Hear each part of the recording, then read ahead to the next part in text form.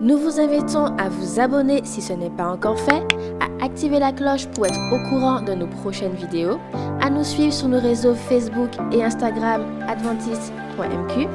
Bon visionnage et prenez soin de vous. Merci, chers téléspectateurs et auditeurs, de nous rejoindre pour ce moment de méditation sur le thème de la compassion.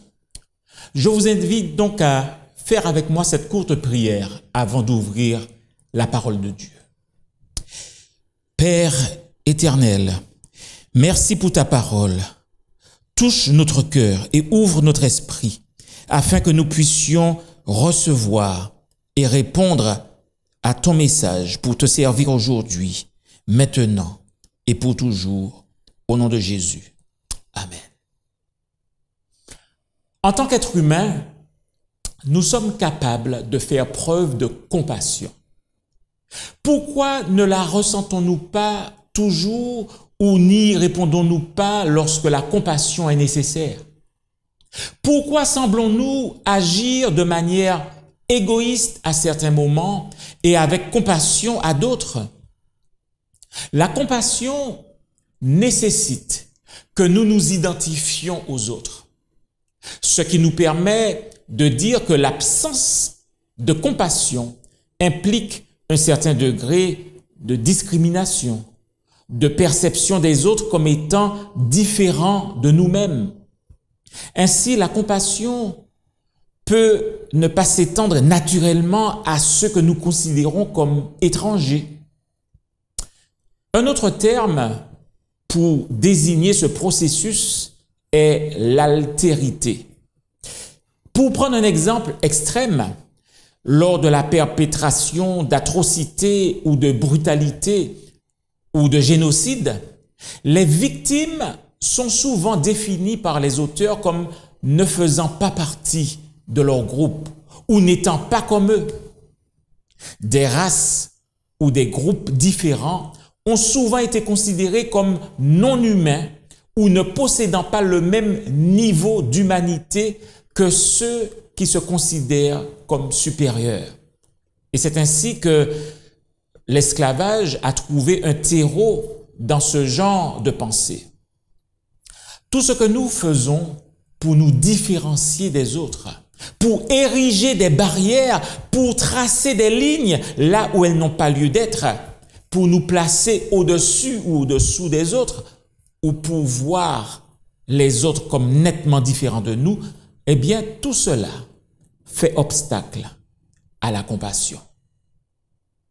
Il y a un écrivain américain d'origine allemande du nom de Charles Bukowski qui a eu une enfance très tourmentée et une vie d'adulte tout aussi chaotique et alcoolisée. Eh bien, il a eu l'occasion de dire ceci: « Nous allons tous mourir, tous. Quel cirque! Rien que cela devrait nous faire nous aimer. Mais ce n'est pas le cas. Nous sommes terrorisés, laminés par des broutilles. Nous sommes dévorés par un rien. » Qu'est-ce que la parole de Dieu a à dire au sujet de la compassion? Eh bien, chers amis, lorsque nous méditons sur la compassion de Jésus, nous la trouvons belle et étonnante. Nous la trouvons touchante et motivante, stimulante et même intimidante. Nous allons considérer quelques passages qui nous permettront d'analyser la compassion de Jésus. Dans Matthieu 9, au verset 36, voilà ce que nous lisons. Voyant la foule, il fut ému de compassion pour elle parce qu'elle était languissante et abattue comme des brebis qui n'ont point de berger. Oh, chers amis, un autre texte dans Matthieu 14, au verset 14, nous dit ceci. Quand il sortit de la barque, il vit une grande foule et fut ému de compassion pour elle, et il guérit les malades. Matthieu 15, verset 32, nous dit ceci. Jésus, ayant appelé ses disciples, dit: « Je suis ému de compassion pour cette foule, car voilà 3 jours qu'ils sont près de moi et ils n'ont rien à manger. je ne veux pas les renvoyer à jeun, de peur que les forces ne leur manquent en chemin. Autre texte dans Matthieu 20, verset 34. Matthieu 20, verset 34. Ému de compassion, Jésus toucha leurs yeux, et aussitôt ils recouvrirent la vue et le suivirent. Et puis, nous avons ce texte de Marc chapitre 1, versets 40 à 42, qui nous dit ceci. Un lépreux vint à lui, et se jetant à genoux, il lui dit d'un ton suppliant, « Si tu le veux, tu peux me rendre pur. » Et Jésus, ému de compassion, étendit la main, le toucha et dit, « Je le veux, sois pur. » Aussitôt la lèpre le quitta et il fut purifié. Ce sont, chers amis, des récits merveilleux d'un homme étonnant. Des milliers de personnes ont consacré leur vie. Des milliers de personnes ont consacré leur vie à imiter sa compassion. Nous avons un exemple bien connu. Un exemple bien connu du père Damien. Le père Damien, en 1858, nous pouvons parler de Damien qui a décidé de devenir prêtre. Eh bien, peu après son entrée dans la prêtrise, il a été envoyé de son pays d'origine, la Belgique, aux îles Hawaï. Et après son ordination, il a été chargé de différentes paroisses à Hawaï. C'est alors que Damien entendit parler de l'île de Molokai, une léproserie à ciel ouvert où le gouvernement mettait en quarantaine les personnes atteintes de la lèpre. Damien demanda à être transféré à Molokai. Et lorsqu'il arriva à la léproserie, il constata que des vents violents avaient décimé toutes les installations. Les lépreux étaient couchés sous la pluie, les vêtements trempés sous des couvertures détrempées. Il s'est occupé des malades en les lavant, en couvrant leurs plaies et leurs ulcères et en reconstruisant leurs huttes. Il voulait améliorer leur habitat et le rendre confortable. Il a appris à ses paroissiens lépreux à cultiver, à élever des animaux, à jouer de la musique. Et après 12 ans de ce service compatissant, il se tenait devant eux et commençait son sermon hebdomadaire en disant « Nous, les lépreux ». En effet, il avait découvert en lui les premiers symptômes de la lèpre. Et pourtant, il continua son travail de compassion avec les lépreux. En 1889, après 15 ans de service auprès des lépreux de cette île, le père Damien est décédé à Molokai à l'âge de 49 ans. Damien, chers amis, était motivé par la compassion de Jésus. Comment définir la compassion? Eh bien, selon le dictionnaire, la compassion est un sentiment de pitié qui nous rend sensibles au malheur d'autrui. Pitié ou commisération. Du reste, la racine latine compassio, qui vient de compati, veut dire souffrir avec. Mais d'une certaine manière, une définition de la compassion dans le dictionnaire ne rend pas justice, ne rend pas compte de la signification totale et implicite de la compassion, parce que les mots sur une page ou les mots dans l'air ne définissent pas la compassion. Quelle est la véritable définition? Qu'est-ce qui nous vient à l'esprit lorsque nous pensons à la compassion? Eh bien, chers amis, la compassion peut être un sourire. La compassion peut être une prière, une boisson rafraîchissante, un repas satisfaisant, un contact réconfortant ou une oreille attentive. La compassion peut également consister à donner de l'argent, un abri, des vêtements, du temps, des soins, des larmes, le pardon, la miséricorde, la paix, le réconfort. La compassion exige que vous donniez quelque chose. Et le plus haut degré de compassion implique le sacrifice de soi. La signification de la compassion peut également être éclairée dans le contexte des récits bibliques, en particulier ceux concernant Jésus. Rappelez-vous, chers amis, de la parabole du fils prodigue dans Luc chapitre 15, au verset 20, où le père court au-devant de son fils perdu et retrouvé, ému de compassion. En réponse à cette histoire touchante, un auteur bien connu, Ellen White, a dit ceci dans ce livre, Le meilleur chemin, à la page 51.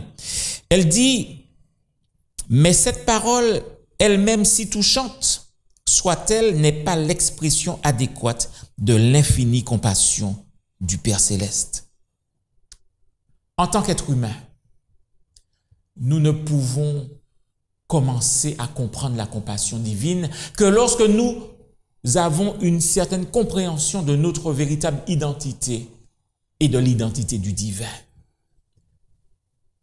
Comment suis-je? Qui suis-je?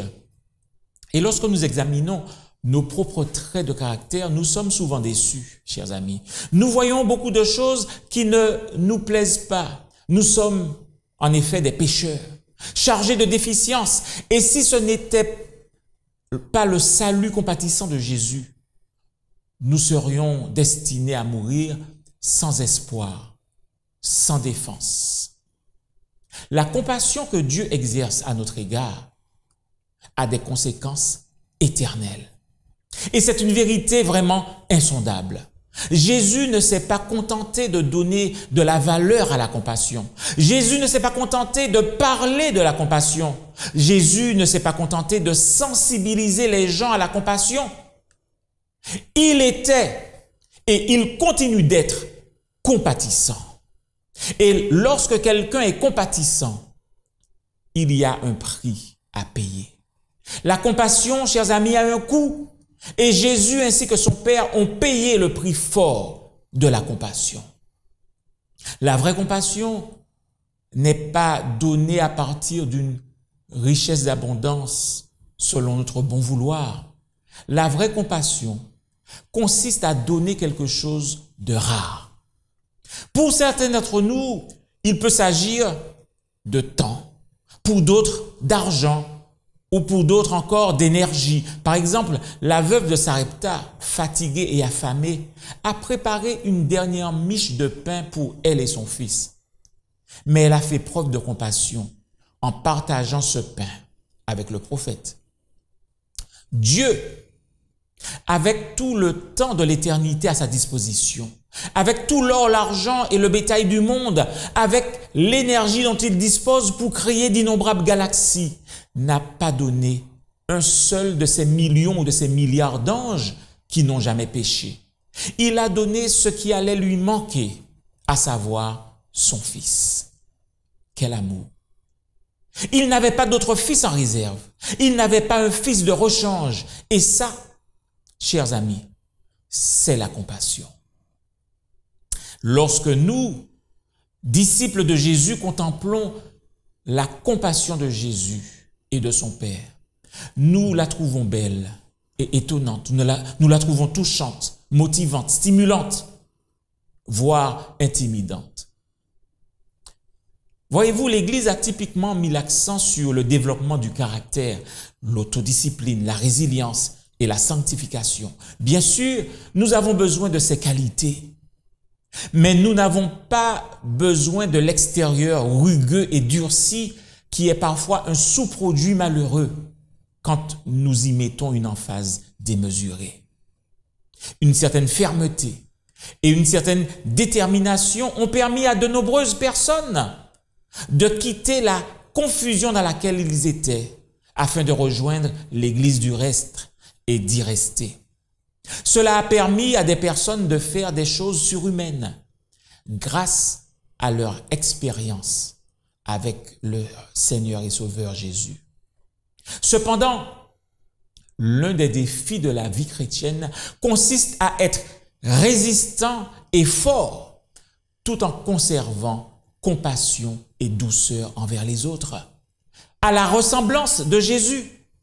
En effet, Jésus était assez fort et courageux pour résister au diable et s'est privé de nourriture pendant 40 jours. Mais il a aussi fait preuve de compassion lorsqu'il a nourri 5000 personnes.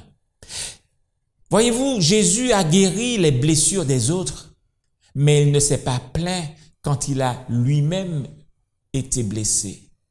Il a guéri l'oreille d'un membre lâche d'un gang, même s'il savait que l'homme qu'il guérissait allait s'assurer qu'il serait battu et qu'il finirait par une mort atroce. Alors que nous sommes un mouvement prophétique chargé d'apporter l'évangile éternel au monde entier, nous devons aussi être imprégnés de la compassion de Jésus. Elle doit jaillir de nous. En effet, nous communiquons l'évangile non seulement avec des magazines, des tracts, des programmes de télévision, des interactions publiques et personnelles. Nous communiquons Jésus, surtout par notre compassion. Lisons le résumé de Jésus en Luc chapitre 4, versets 18 et 19. Luc chapitre 4, versets 18 et 19. En effet, nous trouvons dans ce texte le résumé du ministère de Jésus. Voilà ce que nous trouvons. « L'Esprit du Seigneur est sur moi, parce qu'il m'a oint pour annoncer une bonne nouvelle aux pauvres. Il m'a envoyé pour guérir ceux qui ont le cœur brisé, pour proclamer aux captifs la délivrance et aux aveugles le recouvrement de la vue, pour renvoyer libres les opprimés, pour publier une année de grâce du Seigneur. » Oh, chers amis, la compassion était à la base du ministère du Messie. La bonne nouvelle aux pauvres, c'est être compatissant. La liberté aux prisonniers, c'est être compatissant. La vue pour les aveugles, c'est de la compassion. La libération des opprimés, c'est être compatissant. Et la proclamation de l'année de grâce du Seigneur, c'est de la compassion. Mais cela signifie-t-il que la compassion doit limiter le ministère à l'évangile social? Les gens ont besoin de la compassion chrétienne, mais ils ne sont pas sauvés éternellement du péché par la compassion de chrétiens bien intentionnés. Ils ont besoin, chers amis, nous avons tous besoin de faire l'expérience de la compassion du Christ. Nous avons tous besoin de faire l'expérience de la grâce expiatoire du Christ et de son pardon. Les chrétiens compatissants peuvent présenter les personnes encore sceptiques au Jésus rédempteur, car l'évangile social et l'évangile éternel d'Apocalypse 14 doivent se rejoindre. Nous vivons dans un monde rempli de misère et qui a désespérément besoin de compassion. Et dans ce monde, il n'y a rien de tel que la compassion de Jésus. Et lorsque Jésus reviendra chercher ses élus, qui viendra-t-il chercher? Voilà ce que nous trouvons dans Matthieu 25, versets 31 à 46. Lorsque le Fils de l'homme viendra dans sa gloire avec tous les anges, il s'assiera sur le trône de sa gloire. Toutes les nations seront assemblées devant lui. Il séparera les uns d'avec les autres, comme le berger sépare les brebis d'avec les boucs. Il mettra les brebis à sa droite et les boucs à sa gauche. Alors le roi dira à ceux qui sont à sa droite, « Venez, vous qui êtes bénis de mon Père, prenez possession du royaume qui vous a été préparé dès la fondation du monde. Car j'ai eu faim, et vous m'avez donné à manger. J'ai eu soif, et vous m'avez donné à boire. J'étais étranger, et vous m'avez recueilli. J'étais nu, et vous m'avez vêtu. J'étais malade, et vous m'avez visité. J'étais en prison, et vous êtes venus vers moi. » Les justes lui répondront, « Seigneur, quand avons-nous vu avoir faim, et t'avons-nous donné à manger? Ou avoir soif, et t'avons-nous donné à boire? Quand avons-nous vu étranger, et t'avons-nous recueilli? Ou nu, et t'avons-nous vêtu? Quand avons-nous vu malade ou en prison, et sommes-nous allés vers toi? » Et le roi leur répondra, je vous le dis en vérité, toutes les fois que vous avez fait ces choses à l'un de ces plus petits de mes frères, c'est à moi que vous les avez faites. Ensuite, il dira à ceux qui seront à sa gauche, retirez-vous de moi, maudits. Allez dans le feu éternel qui a été préparé pour le diable et pour ses anges. Car j'ai eu faim et vous ne m'avez pas donné à manger. J'ai eu soif et vous ne m'avez pas donné à boire. J'étais étranger et vous ne m'avez pas recueilli. J'étais nu et vous ne m'avez pas vêtu. J'étais malade et en prison et vous ne m'avez pas visité. Ils répondront aussi, Seigneur, quand avons-nous vu, ayant faim, ou ayant soif, ou étranger, ou nu, ou malade, ou en prison, et ne t'avons-nous pas assisté? Et il leur répondra, je vous le dis en vérité, toutes les fois que vous n'avez pas fait ces choses à l'un de ces plus petits, c'est à moi que vous ne les avez pas faites, et ceux-ci iront au châtiment éternel, mais les justes à la vie éternelle. Chers amis, lorsque Jésus reviendra chercher ses élus, il reviendra chercher ceux qui ont exercé la miséricorde. Et comme nous dit la béatitude, heureux les miséricordieux, car ils obtiendront miséricorde.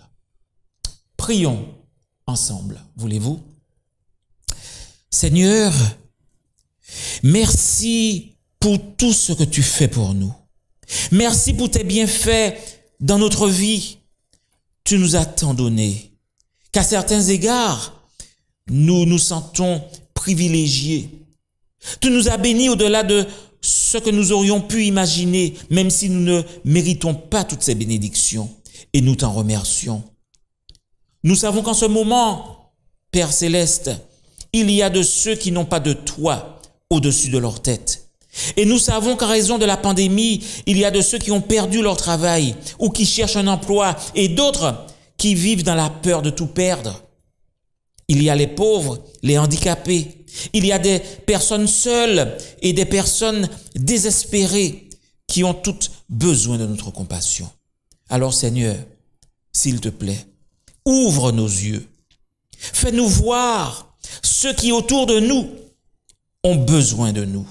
Aide-nous à les écouter, à entendre leurs besoins. Donne-nous le cœur de nous intéresser à leurs problèmes et donne-nous les moyens de les aider. Nous voulons être compatissants. Nous voulons être comme toi qui avais tant de compassion pour ce monde que tu as sacrifié ton Fils sur une croix pour nous. Aide-nous à ne pas laisser la compassion être étouffée par le doute, la crainte ou l'égoïsme, mais que nous soyons aujourd'hui, Père éternel, tes pieds, tes bras, tes mains, ta bouche, et par-dessus tout, que les hommes et les femmes que tu places sur notre chemin fassent l'expérience de ta compassion, de ta grâce et de ton salut. Nous te demandons ces grâces dans le Saint-Nom de Jésus. Amen et Amen. Nous vous invitons à vous abonner si ce n'est pas encore fait, à activer la cloche pour être au courant de nos prochaines vidéos, à nous suivre sur nos réseaux Facebook et Instagram adventiste.mq. Bon visionnage et prenez soin de vous.